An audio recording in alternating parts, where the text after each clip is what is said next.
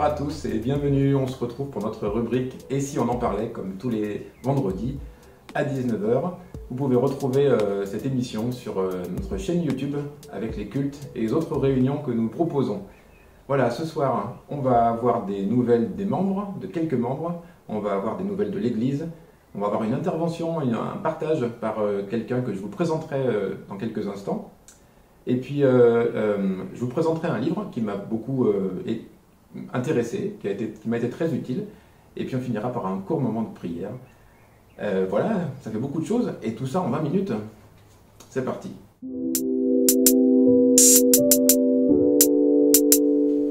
Et on démarre tout de suite avec quelques nouvelles de l'Église. Je vous propose de parler un petit peu de l'Église des enfants et des groupes contacts.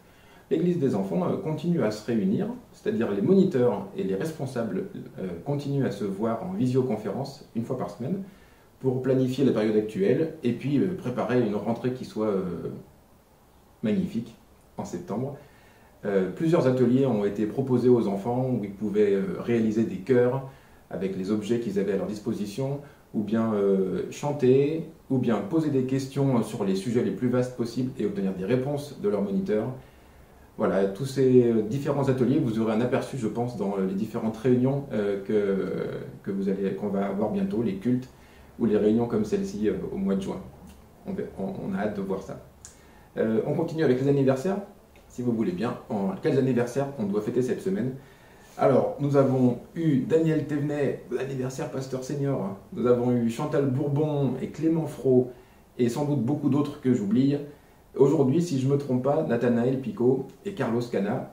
Joyeux anniversaire, etc. Et on arrive à la fin de ce petit temps. Et je vous propose quelques membres souhaitaient vous saluer en personne. Bonjour tout le monde, on vous embrasse. On vous embrasse, on va bien, la petite famille va bien, on profite de ces moments tous les trois, on passe des bons moments ensemble. En tout cas, on a été très contents de pouvoir regarder les cultes, de pouvoir vous voir et ça nous a fait plaisir de suivre la louange et les prêches en direct. Donc merci à tous ceux qui ont rendu ça possible. On vous fait de gros bisous, hein Adam, tu fais des gros bisous. Et on a hâte de vous revoir. À très bientôt, on espère. À bientôt. Que Dieu vous bénisse. Au revoir. Bonsoir tout le monde, j'espère que vous portez bien. Chère Église, vous tous, vous sachez que vous manquez. Donc je me languis qu'on se retrouve enfin et qu'on puisse partager de nouveau des moments de louange et d'adoration ensemble et des moments de joie et de fou rire. D'ici là, je vous embrasse, que le Seigneur vous fortifie et nous encourage. Je vous embrasse très fort, à très bientôt. Bye. Voilà, merci pour ces salutations qui nous font chaud au cœur. Et puis on continue, on arrive au centre de notre émission de ce soir. Je vous présente l'invitée qu'on a la chance d'entendre juste après. Elle s'appelle Sarah Marvan. Dans le groupe Résistance, elle chante avec son mari, Matt Marvan. Ensemble, ils sont en train de créer l'église SOS à Lyon. Et elle nous parle ce soir d'intimité avec Dieu, en particulier d'intimité avec le Saint-Esprit. Et on a hâte de savoir ce que le Seigneur a mis sur son cœur. Bonjour à chacun les amis, ici Sarah Marvan. J'espère de tout cœur que vous allez bien là où vous vous trouvez, que cette saison dans laquelle on se trouve vous a rapproché du cœur du Père, du cœur de notre merveilleux Jésus, que chaque jour de confinement qui a pu être vécu a pu l'être dans sa présence. Et aujourd'hui, j'avais simplement sur le cœur de vous encourager avec un passage que vous connaissez sans aucun doute très bien, qui se trouve dans Matthieu 26 et on va le lire ensemble à partir du verset 7.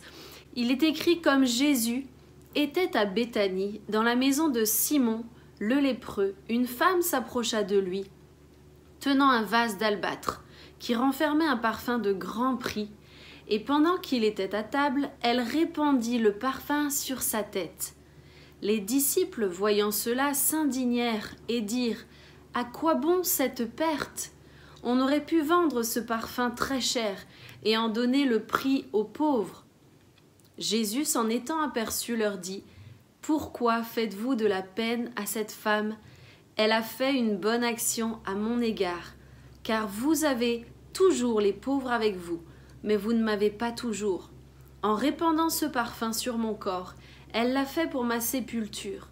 je vous le dis en vérité, partout où cette bonne nouvelle sera prêchée, dans le monde entier, on racontera aussi en mémoire de cette femme ce qu'elle a fait. Amen. C'est un récit que j'aime énormément. Et on a souvent l'habitude d'entendre parler de ce récit par rapport à ce parfum de grand prix. Et c'est un point important qu'il faut pouvoir se rappeler, que ce que nous apportons au Maître est ce que nous avons de plus cher. Ce qui touche le cœur du Maître est ce que nous avons de plus précieux. Et cette femme va déverser là un parfum de grand prix parce qu'elle aimait Jésus. Et il faut que nous aussi, dans nos vies, nous puissions déverser le parfum de grand prix de nos vies. Qu'est-ce qu'il y a de plus cher? Cette femme-là ne va pas regarder aux circonstances, elle ne va pas regarder du tout au contexte, elle va aller déverser ce qu'elle a de plus cher. Et ça, c'est souvent le point qu'on entend et dont on parle. Mais aujourd'hui, j'avais vraiment envie et à cœur et reçu vraiment de la part du Saint-Esprit quand je préparais cette petite exhortation de voir avec vous la réaction des disciples. Parce que la réaction des disciples va bien souvent nous correspondre, va bien souvent nous rejoindre dans qui nous sommes nous en tant que chrétiens. Il est dit que les disciples au verset 8 s'indignèrent. Les disciples au verset 8 vont s'indigner de ce que cette femme va faire. Alors, il faut remettre les choses dans leur contexte. Les disciples sont à table avec Jésus. Jésus est là, en train de manger. Et cette femme va arriver. Et je ne sais pas si à l'époque, il était déjà bien vu qu'une femme vienne pendant le repas. Il était déjà... Non, je ne pense pas que c'était la coutume de faire ces choses. Mais elle ne va pas regarder du tout à la circonstance. Elle ne va pas du tout regarder au contexte favorable ou non. Elle n'avait qu'une seule chose en tête, c'était pouvoir aimer Jésus avec ce qu'elle avait de plus cher. Et elle va là, pendant le repas, verser sur la tête. Essayons d'imaginer la scène. Elle va prendre son parfum, elle va le verser sur la tête de Jésus. Et là, le parfum, j'imagine, va couler sur son corps alors qu'il est en train de manger, alors que c'est pas franchement le moment, on pourrait dire. Et là, on va voir la réaction des disciples qui vont s'indigner, qui vont remettre en question ce geste qui était un geste d'amour, qui vont même dire mais si on avait vendu ce parfum, on aurait pu donner aux pauvres. Et j'aime énormément la réaction de Jésus. Au verset 10, Jésus va leur dire « Pourquoi faites-vous de la peine à cette femme ? Pourquoi faites-vous de la peine à cette femme ? Elle a fait une bonne action à mon égard. » Cette femme a fait une bonne action à mon égard. À ce moment-là, je vois, en tout cas en lisant ce texte, que Jésus va être touché dans son cœur, non pas seulement par le geste d'amour que cette femme va lui apporter, non pas seulement par le parfum de grande valeur et parce qu'elle va lui offrir quelque chose qui avait du prix. Jésus va être touché par la réaction des disciples. Jésus va être attristé dans son fort intérieur de voir cette femme avoir de la peine. S'il le relève, c'est que lui aussi a été touché. Pourquoi faites-vous de la peine à cette femme ? Et j'aimerais aujourd'hui simplement nous encourager et nous exhorter. À combien de reprises et peut-être combien de fois dans nos vies en tant que chrétiens avons-nous fait de la peine à un frère ou à une sœur qui aurait exprimé son langage d'amour auprès du Maître d'une manière qui nous indigne, d'une manière qui nous déplaît à nous en tant que disciples. Combien de fois avons-nous été de ceux qui jugent trop rapidement, alors que derrière l'acte qui peut-être nous dépasse, qui peut-être ne nous convient pas parce que nous sommes peut-être trop habitués à certains cadres, il y a un sincère amour. Il y a une réelle attention de plaire au Maître. Jésus va le relever. Et je crois que cette preuve d'amour, comme il l'a écrit, l'a tellement touché qu'il l'a dit dans le verset 13. Cette action est tellement belle que partout dans le monde, cette histoire sera racontée en mémoire d'une telle femme. Jésus est touché par cette femme et il est ému par la réaction des disciples. Il est ému parce qu'il voit qu'ils lui ont fait de la peine. Et je crois que nous, en tant que chrétiens, nous pouvons aussi faire de la peine parfois à nos frères et à nos sœurs. Et peut-être nous tromper en pensant que Jésus ne le remarque pas. Jésus note tout ce qui se passe à travers même nos pensées simplement. Parfois nous jugeons trop facilement parce que l'un ou l'autre va dire quelque chose qui n'est pas forcément comme nous on aurait voulu qu'il soit dit. Mais Jésus, lui, ne voit pas tout ça. Jésus voit la sincérité des cœurs, il voit la pureté des cœurs et il veut que nous soyons de ceux qui nous aimons les uns les autres. Et je crois qu'il est temps et la saison est plus que favorable pour non seulement nous aimer les uns les autres, mais pour nous encourager les uns les autres, pour nous soutenir les uns les autres. Et quand un frère ou une sœur va faire un acte d'amour envers son père qui peut-être te dépasse, qui peut-être va venir casser tous les codes, qui peut-être va être en plein milieu d'un repas, qui peut-être va être de déverser du parfum sur la tête. Oui, ça nous dépasse. Oui, peut-être même ça nous déplaît parce qu'à ce moment-là, elle a interrompu un moment de communion aussi que les disciples avaient avec leur maître. Et pourtant, elle a aimé Jésus de tout son cœur.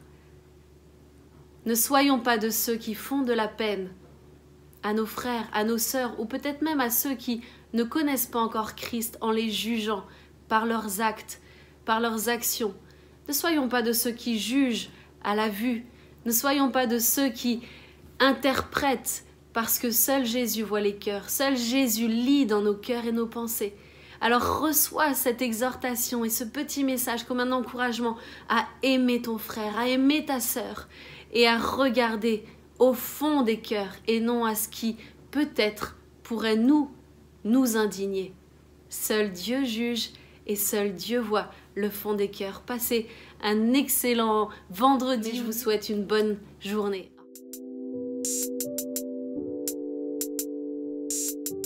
Voilà, merci Sarah. On veut réfléchir encore à ces paroles et on priera pour terminer dans un instant.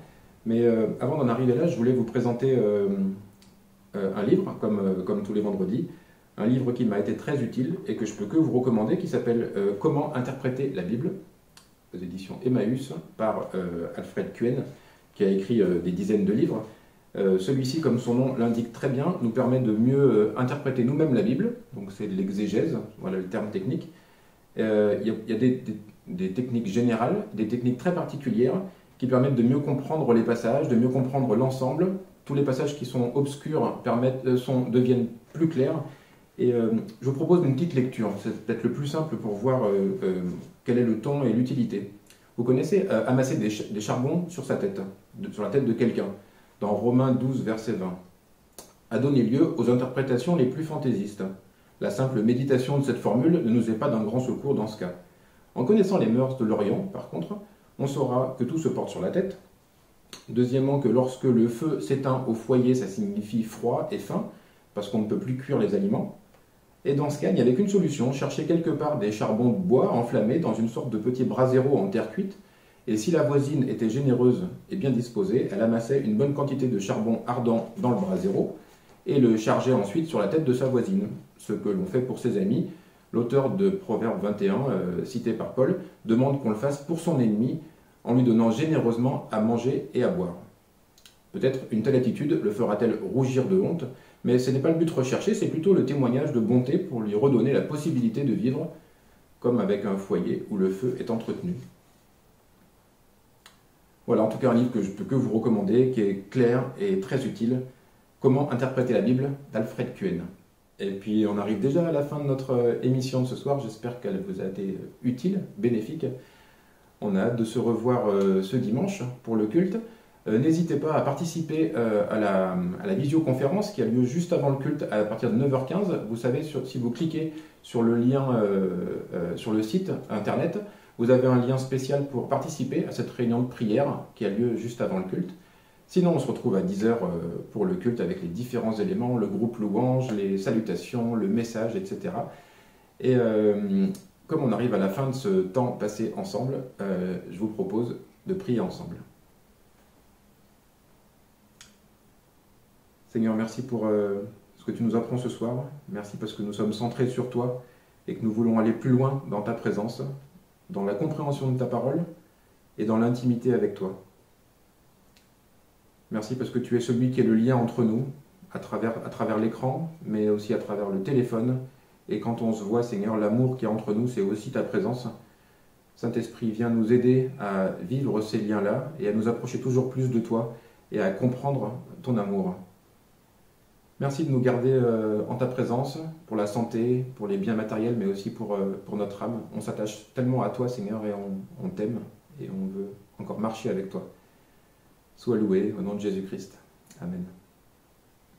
Bonne soirée à tous.